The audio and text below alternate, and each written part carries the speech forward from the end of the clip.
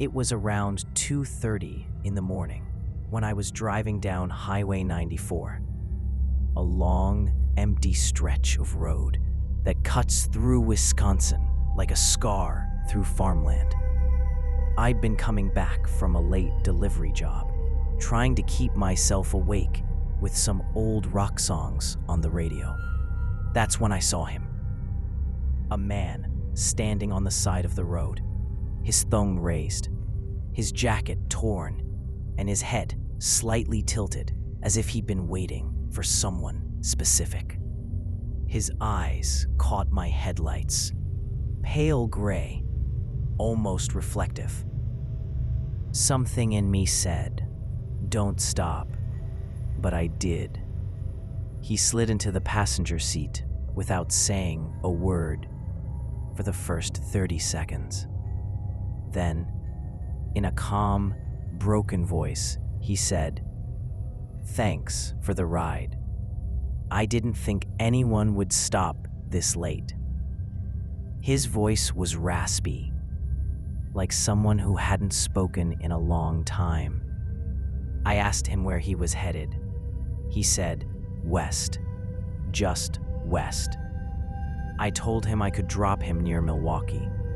He nodded, then stared out the window for a long time.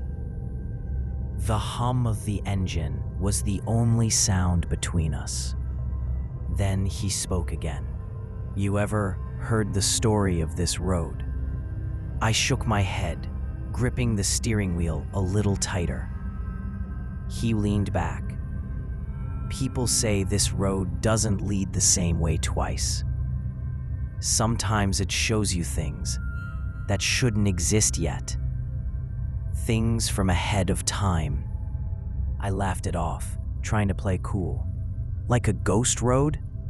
He smiled faintly. "No, ghosts come from the past. This road shows you the future." Something in his tone made the air feel heavier. A few miles later, he pointed ahead. "There, pull over." I slowed down. There was a broken-down gas station, boarded windows, no lights, but the old sign still flickered faintly in the dark. He turned to me. "I used to work there. That's where I died." I froze. "You what?" He smiled again. The same calm, eerie smile. "You'll see. Just wait." And then, the lights flickered. Not my car lights, the gas station lights. The boards over the windows vanished for a second, and I saw movement inside.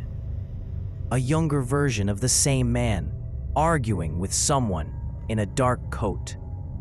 Then a flash. A gunshot. I blinked, and everything was dark again.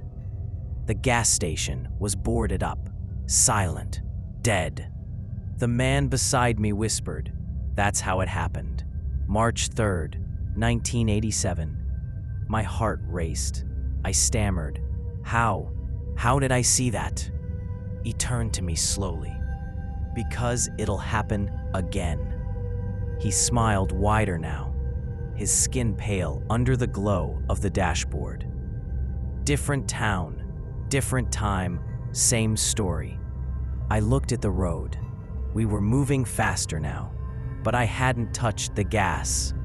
He leaned closer, whispering, "The man in the coat. He'll stop you next time." Then he was gone. No door opened, no sound, just gone. The passenger seat was empty. I slammed the brakes, gasping for air. My headlights hit the road ahead, and there, standing right in front of the car, was a man in a black coat. He raised a gun. I blinked, and the road was empty again. I drove the rest of the way home in silence, shaking, the radio dead. 3 nights later, I turned on the news. A fatal shooting had occurred near the old gas station on Highway 94. A delivery driver shot by a man in a black coat. The date, March 3rd. When I looked at the photo of the victim, my stomach dropped. It was me. And behind the police line, in the corner of the photo, barely visible, was someone watching. Tall, motionless, pale gray eyes. The same hitchhiker. The silent watcher. The scariest stories are the ones that feel real, and sometimes, when you think you're safe, someone might still be watching. If you enjoyed this story, share your thoughts in the comments below. This is Cryptwink HQ. Thanks for listening, and stay safe.